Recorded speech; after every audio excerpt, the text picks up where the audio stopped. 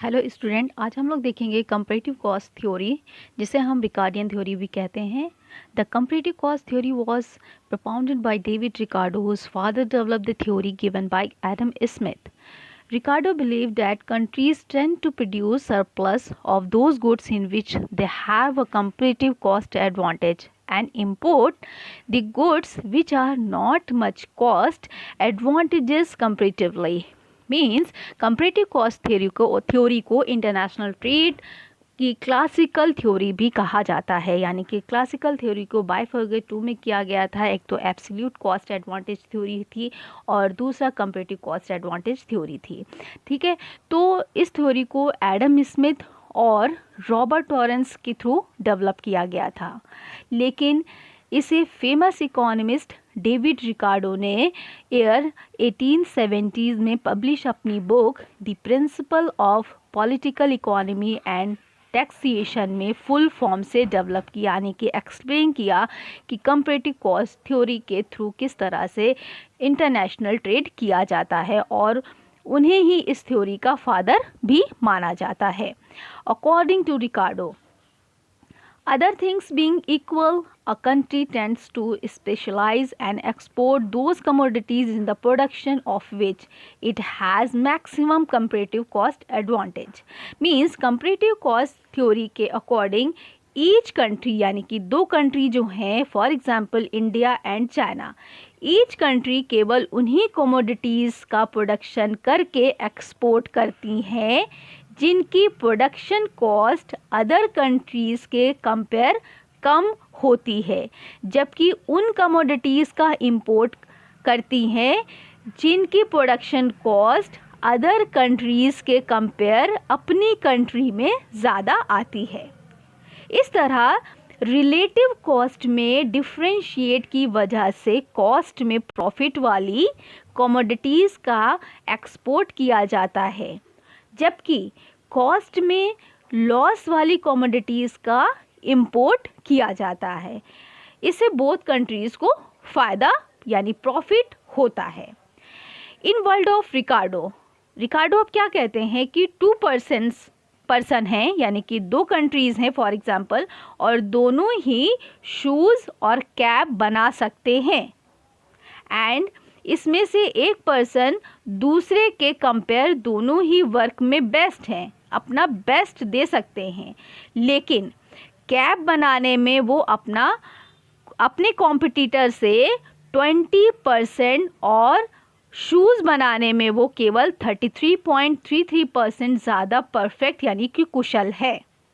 तो ये दोनों ही पर्सन यानी ये दोनों कंट्री के लिए बेटर होगा कि स्किल्ड पर्सन जो कि इस वर्क में कुशल है, जो कंट्री इस काम को कर सकती है, यानी कि वो पर्सन जो स्किल्ड है सिर्फ शूज़ बनाए और दूसरे पर्सन को कैप बनाने का वर्क दिया जाए, वो उस वर्क को करे और दोनों में इस तरह से ट्रेड यानी ट्रांजैक्शन किया जाए। अब इस थ्योरी के बहुत सारी मान्यताएं हैं, अजम्पशंस हैं, assumptions of the theory of comparative cost. उनको हम देखते हैं कि फर्स्ट अजम्पशन इज़ ट्रेड करने वाली ओनली टू कंट्रीज़ हैं एंड ओनली टू कमोडिटीज़ का एक्सचेंज होता है, यानी कि दो कंट्रीज़ हैं लाइक इंडिया एंड चाइना और दो कमोडिटीज़ का एक्सपोर्ट इंपोर्ट कर रही हैं। जो हम दो कमोडिटीज़ लेते हैं जैसे मोटर हो गया और कंप्यूटर हो गया, है ना। अब second assumption is both countries दोनों ही कमोडिटीज़ का प्रोडक्शन कर सकती हैं, यानी कि दोनों ही सामान जैसे आपका मोटर हो गया कंप्यूटर हो गया दोनों ही बना सकती हैं।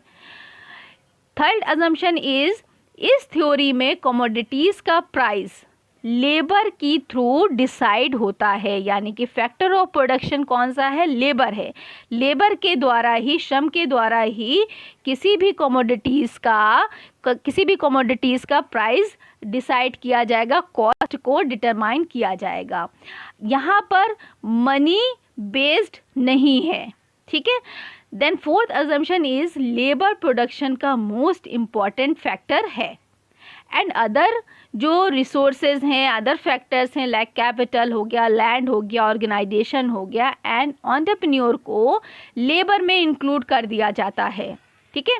The next assumption is both countries, यानी कि दोनों कंट्रीज में इंटरनेशनल ट्रेड फ्रीली होता है, यानी कि व्यापार स्वतंत्र है, यहाँ पर गवर्नमेंट का किसी भी तरह का हस्तक्षेप नहीं होता है, फ्रीली व्यापार किया जा रहा है, किसी तरह का कोई भी बैरियर नहीं है। The next assumption is theory में, इस थ्योरी में ट्रांसपोर्टेशन कॉस्ट को इंक्लूड नहीं किया जाता है, यानी कि जैसे हम कोई भी प्रोडक्ट बनाते हैं उसमें बहुत सारे फैक्टर्स को लेके उस प्रोडक्ट की, उस कमोडिटीज़ की कॉस्ट को डिटरमाइन करते हैं, लेकिन यहाँ पर ट्रांसपोर्टेशन कॉस्ट को निगलेक्ट कर दिया गया है। The next is both countries में लॉ ऑफ कांस्टेंट रिटर्न के बेस पर प्रोडक्शन होता है, यानी कि प्रोडक्शन के जो 3 स्टेजेस हैं, इंक्रीजिंग, कांस्टेंट एंड डिक्रीजिंग, ये नहीं मानता है, बल्कि लॉ ऑफ कांस्टेंट रिटर्न को फॉलो करता है कि 2 कंट्री हैं, वहाँ पर लॉ ऑफ कांस्टेंट रिटर्न के बेस पे ही प्रोडक्शन हो रहा है, ना ही इंक्रीजिंग हो रहा है, ना ही डिक्रीजिंग हो रहा है। द नेक्स्ट इज़ कंट्री में ईच पर्सन, यानी ईच कंट्री का फुल एम्प्लॉयमेंट, यानी 100% एम्प्लॉयमेंट मिला हुआ है, जबकि ऐसा रियलिटी में नहीं होता है कि किसी भी कंट्री में 100% लोगों को एम्प्लॉयमेंट मिला हुआ हो। द नेक्स्ट इज़ एक कंट्री में production factor such as labour, capital, organisation, entrepreneur etcetera में फुल मोबिलिटी, यानी गतिशीलता रहती है विद इन कंट्री, यानी एक कंट्री में जो फैक्टर ऑफ प्रोडक्शन जो भी है वो गतिशील है, एक जगह से दूसरी जगह ईजिली आ जा सकता है ना। द नेक्स्ट इज दोनों कंट्रीज़ में गुड्स का एक्सचेंज होता है, जैसे कि हमने बताया कि आपकी जो क्लासिकल थ्योरी है वो बेस्ड कर रही है बार्टर सिस्टम पर, है ना। तो दोनों ही कंट्री में गुड्स का एक्सचेंज होता है और एक्सचेंज में मनी का यूज़ नहीं हो रहा है, ठीक है। बार्टर सिस्टम पे बेस्ड है, वस्तु विनिमय प्रणाली पर आपका कंपैरेटिव कॉस्ट थ्योरी भी बेस्ड करता है ना। तो यहाँ पर दोनों कंट्री में गुड्स का एक्सचेंज होता है ना। अब हम आगे देखते हैं types of difference in cost, लागतों में अंतर के प्रकार क्या हैं। तो कॉस्ट में डिफरेंस 3 टाइप्स के होते हैं। पहला तो absolute difference in cost, second is equal difference in cost, and third is relative और कंपैरेटिव डिफरेंस इन कॉस्ट।